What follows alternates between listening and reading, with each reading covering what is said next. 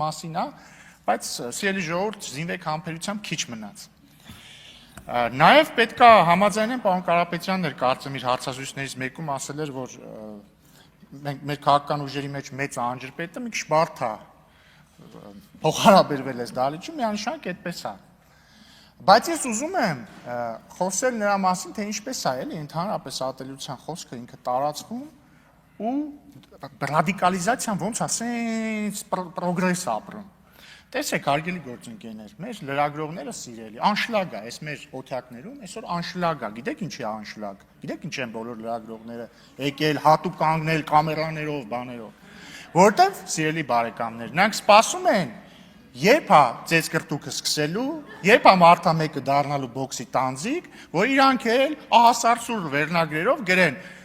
ազգային ժողովում նորից ծեծ կրտուկ է, նորից վիրավորում են իրար, ասեմ ավելին, այս սկզբի մի քանի օրը, երբ որ լրիվ հանգիստ իրավիճակ էր, նայում եմ մի քանի սիրելի լրատվամիջոց կա, ասենք երկու հոգի իրար հետ հանգիստ խոսում են, գրած է, սկանդալ ազգային ժողովում։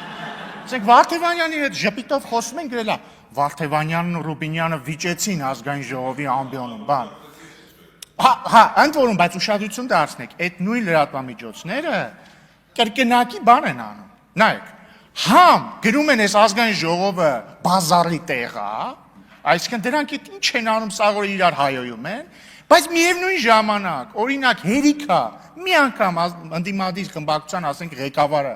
ասի հա, սրիկա ասելը սխալ էր, կասեն ոնց թե, այս դուք fake ընդդիմություն եք, այս դուք բան չեք, կամքից զուրկ եք, ընդ որում դա կասեն համ լրագրողները, այն նույն լրագրողները, որ սպասում են միացտեղ բան լինի, բազար լինի ու ծեծու ջարդ։ Դա ասում են նաև այն մարգինալ քաղաքական ուժերը, որոնք չեն անցել ազգային ժողով։ Այդ թվում ասում եմ, այս դահլիճում ներկա մարգինալ որոշ քաղաքական ուժ։ Եվ հարգելի գործընկերներ, ես ընդ որում ես հետևել եմ երեկվա իրադարձությունը։ Ես անկեղծ շատ եմ գնահատում, որ երեք պարոն Կարապետյանը ասաց, այո, ես կարծում եմ, որ պարոն Ղազարյանի արտահայտությունը դուրս էր բարեվարկության կանոնից։ Եվ գնահատում եմ, որ ասաց, լավ, ֆրակցիայի նիստ կանենք, կհայտնենք մեր որոշման մասին։ Բայց դրանից հետո ես հետևել եմ լրագրողների, այդ մարգինալ քաղաքական ուժերի արձագանքներին, որ ասում են, ոնց դուք ուզում եք բարեկրթության մեջ մնաք, ոնց կարելի է ասել, չէ, լավ է արել։ Այսօր տեսան, որ Facebook-յան էջում, որ եկեղեցին էր, բանի, Մուղնի, բյուրականի եկեղեցու հոգևոր հայրը դրել է պարոն Ղազարյանի նկարը որպես հերոս, ասել է շնորհակալ եմ պարոն Ղազարյան։ Աբսուրդ, լիակատար աբսուրդ։ Բայց հարգելի գործընկերներ, ես իհարկե հասկանում եմ, ասում եմ, բոլոր քաղաքական ուժերը ունեն ընտրողներ, որոնք նաև ըստ լրություն հարգելի գործընկերներ։ Պարոն Ալեքսանդր, խնդրում եմ վարեք նիստը։ Հարգելի գործընկերներ, բոլոր քաղաքական ուժերն ունեն իրանց ընտրողների ցանկությունները, բնականաբար մեր ժողովրդի տարբեր հատվածներ չեն սիրում տարբեր քաղաքական ուժերի։ Այդ թվում քարոզարշավի ժամանակ էլ գագաթնակետին է դա հասնում, նորմալ է դա։ Բայց ներողություն խնդրելը վիրավորանքի համար ամենևին թուլություն չի, հարգելի գործընկերներ, բացարձակ թուլություն չի։ Հակառակը դա գիտակցում է, որ մեր ժողովրդի ռադիկալիզացիայի, նկատի ունեմ միմյանց հանդեպ ռադիկալիզացիայի շղթան պետք է կոտրել, այդ շղթան պետք է կոտրել։ Պարոն Վարդևանյանը ամենևին իմ երազանքների ազգային ժողովի փոխնախագահ չի։ Իմ երազանքների ազգային ժողովի փոխնախագահները Ալեքսանդրյանն ու Կոնջորյանն են։ Մեկ էլ ես անցած գումարման ժամանակ։ Բայց ես ընտրել եմ Վարդևանյանին, որտեղ ես հասկանում եմ, որ նույնիսկ եթե ինքը իմ երազանքների ազգային ժողովի փոխնախագահը չի, այդ տեղը տրված անդիմությանը ես չեմ ուզում զրոյական խաղ լինի սա։ Նույն կերպ ձեր հանձնաժողովի նախագահի թեկնածուներին ես ուզում եմ ուղիղ ասել, մենք չունենք որոշում, որ ավտոմատ չենք ընտրելու, մենք լսելու ենք եւ ըստ մեր տպավորությունների կկայացնենք որոշում։ Հիմա նույն ձև, ճիշտ անհամեմատելի բաներ եմ ասում, այստեղ մենք ընդհանրեն արժե փոխնախագահ ենք ընտրել, դուք մեզ վիրավորել եք։ Որևէ թուլություն չկա ասելու մեջ, Ժորժ ջան, կներեք։ Վերջ, այդքան բան, դա ձեզ չի դարձնում, չգիտեմ, կեղծ ընդդիմություն, դա ձեզ չի դարձնում բան, կամքից զուր քաղաքական ուժ, հակառակը դա ցույց է տալիս ձեր կամքը, որը ընդ որում եթե կա մի կամքի արտահայտում, որը մենք կարող ենք կիսել, դա ռադիկալիզացիայի շղթան կոտրելն է։ Մենք դի մարդկանց ցույց տանք, որ նորմալ չի իրար ատելը։ Պարոն Վարդևյանը խոսում է ատելությունից։ Պարոն Վարդևյան, իրականում եթե կա մարդ ում ամենահեշտն է այստեղ ատել, դա այն սուբյեկտն է, որ այնտեղ նստած է։ Ինքը ասում եմ անձամբ ինձ, գիտեք ինչքան է վիրավորել այս տարիների ընթացքում։ Ինձ, իմ ընտանիքի անդամներին, իմ ծնողներին, իմ կնոջը, գիտեք ինչքան է վիրավորել։ Բայց կրկին ես գիտակցում եմ, որ սա իմ ու իր մասին չի, չէ՞։ Հա կարող է մի 10 տարի առաջ ես պաշտոնյա չլինեի, ավելի հակված լինեի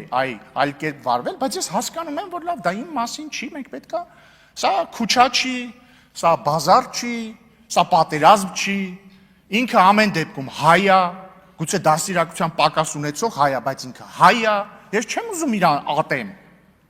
Ձեզ էլ բացարձակ չեմ ատում, ձեզնից ոչ մեկին ես չեմ ատում, մենք ձեզ չենք ատում։ Բայց մի արեք այնց, որ այս ամեն ինչը դառնա զրոյական խաղ։ Մենք ընդամենը ձեզ ցույց տվեցինք այս վերջին մի քանի ելույթներով։ Թե ինչպեսի տհաճ բան է, երբ որ մեկին անվանում են սրիկա։ Եթե դու դա գիտակցում եք եւ այս տրամաբանությունը կիսում եք, խնդրում եմ անդրադարձեք եւ եկեք փակենք այս թեման։ Որոշումը ձերն է։ Ինչ վերաբերում է տնտեսական ցուցանիշներին, հարգելի գործընկերներ, դե եկեք խոսենք թվերով։ 2018 թվականին մենք եկել ենք իշխանության եւ տարեկան միջինը ապահովել ենք, եթե չեմ սխալվում, 7.5% տնտեսական աճ, 7.5%։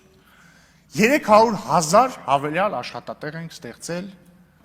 այս ընթացքում։ Ուժեղ Հայաստան կուսակցությունը, երբ որ քարոզարշավի ժամանակ ասում էր մենք ստեղծելու ենք 300,000 աշխատատեղ, մենք այդ 300,000 աշխատատեղը արդեն ստեղծել ենք։ Ընդ որում Ուժեղ Հայաստանը, որի անդամների մի մասը նախկորդ իշխանության ներկայացուցիչներ են, ունեցել են այդ հնարավորությունը ստեղծել 300,000 աշխատատեղ, բայց չեն ստեղծել։ Մենք ստեղծել ենք։ Եվ սա փաստ է։ Եվ ես կարծում եմ, որ եկել է ժամը, ընդ որում այս ամեն ինչը տեղի է ունեցել չընդհատվող կրիզիսների ժամանակ, կովիդ, պատերազմ, ներքաղաքական լարվածություն, էլի ռազմական բախումներ եւ այսպես շարունակ։ Եվ